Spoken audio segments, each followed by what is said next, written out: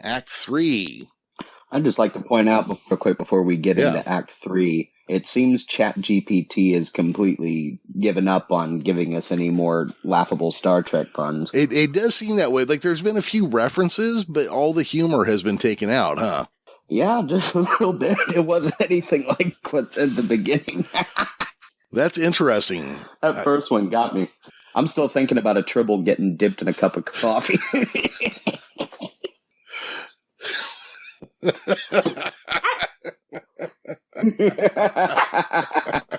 I had to stop for a second there. Oh, man. I mean, yeah, Tribbles don't really look dippable, do they? Yeah, I think as of right now, I'm going to call at least the humor aspect of this Chat GPT experiment a failure. I mean, I'm a bit of a sucker for the cheesy puns myself, so I'm going to give it a bit of a generous 7 out of 10. Okay. I think they could have dug a little bit deeper and got a couple more obscure references in there, but I'm pretty happy with how some of those turned out. Yeah, I was just shocked by the sudden lack of reference or lack of humor in part 2 after the first one, you know? Yeah, a little bit of a change of tone, but hey, it's Chat GPT. Yep. All right.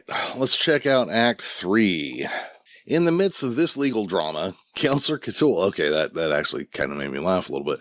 In the midst of this legal drama, Counselor Ca'Toole pulled out all the stops and summoned La'an, Spock, and M'Benga as character witnesses for Una's defense. Their testimonies were like a 3-act play in the courtroom. First up was La'an, who had vividly recounted the tale of Una's rescue from a Gorn breeding planet. Now, it was actually La'an's rescue by Una from a Gorn breeding planet, but cum saw, I guess. Yeah, potato. Yeah, it was a tale that sounded like something out of a Starfleet adventure holo-novel. But Batel, ever the prosecutor, couldn't resist raising an eyebrow at La'an's lineage, a descendant of none other than Khan Noonien-Singh.